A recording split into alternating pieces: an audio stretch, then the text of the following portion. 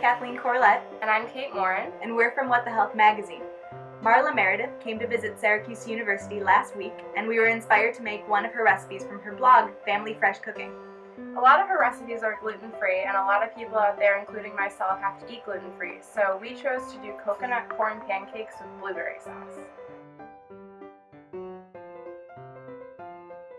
For the sauce, you're going to need lemon juice, 2 cups of blueberries, frozen or fresh, and honey so that you can sweeten it to taste. For the pancakes, you're going to need coconut flour, corn flour, flaxseed meal, baking powder and a pinch of salt, 2 eggs, and a 1.5 cups of milk.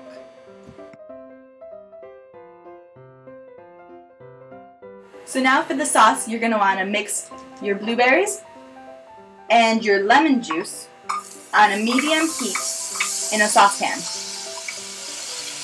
So that way all the berries burst open.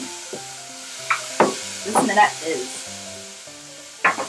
A couple drops of lemon juice, and then let it simmer while you stir for about 5 minutes for it to become nice and thick. Now you're going to take your blueberries and you're going to add them to your blender. We'll be pureeing them so that way you have some nice blueberry chunks, but lots more sauce. Add honey to taste to sweeten the mix.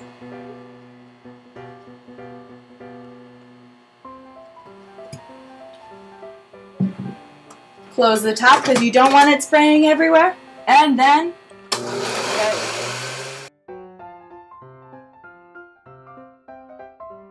Okay, so for your pancakes, you're going to combine all your dry ingredients first. So we couldn't find flaxseed meal in our grocery store, so we just added the same amount of extra coconut flour instead, and hopefully it works out. We're going to add the coconut flour, the corn flour, the baking powder, and a little pinch of salt. And then we're just going to mix those up so that they're all combined. And then we're going to add our wet ingredients. So we're adding 2 eggs and a 1.5 cups of milk. And you can use any kind of milk you want, any like whole milk, 2% milk. You can even use coconut milk or something like that if you'd rather.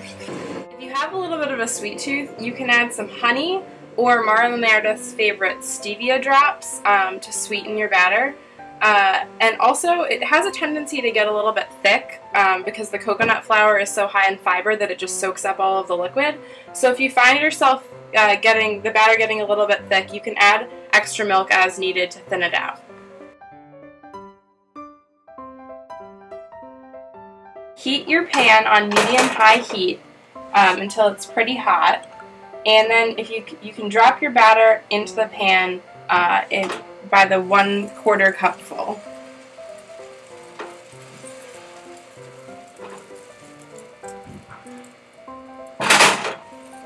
And you can do as many as the pan fits, but let them have a little bit of room so that you have room to flip them.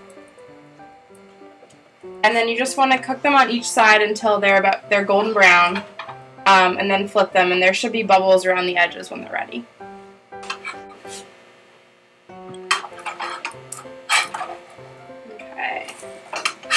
So when they got a nice golden brown on them, if you want to see, then you can flip them over.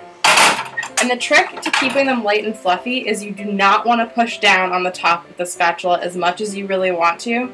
If you just leave it alone, it'll have a nice fluffy texture on the inside, which is just really good.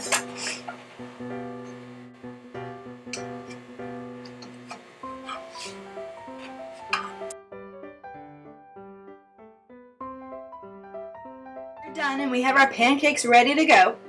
I'm going to drizzle some of our blueberry sauce on top. Yum! And you can also add some Greek yogurt, kind of like you would whipped cream. To make it a tiny bit sweeter though, and a little bit more whipped, mix it with some honey, and we're good to go. Enjoy!